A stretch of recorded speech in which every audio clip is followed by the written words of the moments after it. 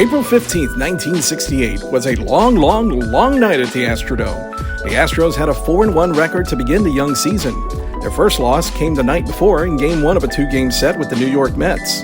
On this night, Don Wilson was the starting pitcher for the Astros, and Tom Seaver was the starter for the Mets. The game began pretty uneventful, with each team going 3 up, 3 down for most innings, with a base hit sprinkled in here and there. There was no score by the end of 9 innings. New York only had 5 hits, and Houston only had 1 hit, which was a double by catcher Hal King in the second. Don Wilson pitched the first 9 innings, and Tom Seaver pitched 10 innings before their respective teams went to the bullpen. Seaver retired 25 consecutive Astros batters between the bottom of the second until the bottom of the 10th. And as time went on, only goose eggs kept showing up on the Astrodome scoreboard. The Mets threatened to score in the 12th, but left the bases loaded. The Astros had the winning run at second in the bottom of the 12th, but stranded their 2 base runners, and the goose egg trail continued its march. Little did anyone know that the game was only halfway through. The Astros had traffic on the bases again in the 13th, but stranded 2 runners once again. In the 16th inning, which had come after midnight, the Astrodome scoreboard jokingly read a special message as fans started to leave. In the 17th inning, Mets third baseman Ed Charles hit a double to left, and this would be the last extra base hit of the game.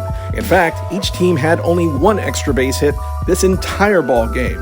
In the 20th inning, the scoreboard read, "We hope you're enjoying tonight's 3rd game as much as you enjoyed the first 2. A weary and dwindling Astrodome crowd, which originally started out as 14,219, actually did a 21st inning stretch. In the 22nd inning, the Astrodome scoreboard came back again and said, "The judge says he's ready to go to bed. Let's score a run," which was in reference to Astros owner Roy Hoffines, who had an extravagant private suite above right field. The Astros came close again in the 22nd, but stranded Rusty Staub at third and Bob Aspromani at first. By this time, the game had become the longest 0-0 night game in Major League history, and it was still going.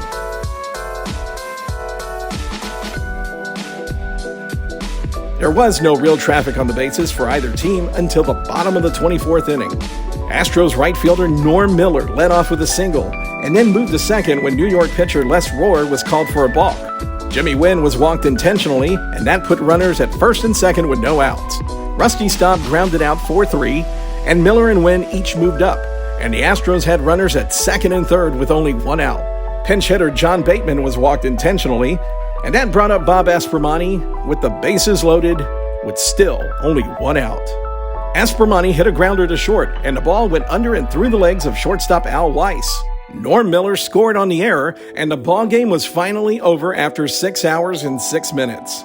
The Astros beat the Mets 1-0. It was 1:37 in the morning. In all, the Astros and Mets combined for 39 players used, and each had 11 hits, 10 of which were singles, 1 error, and 16 left on base.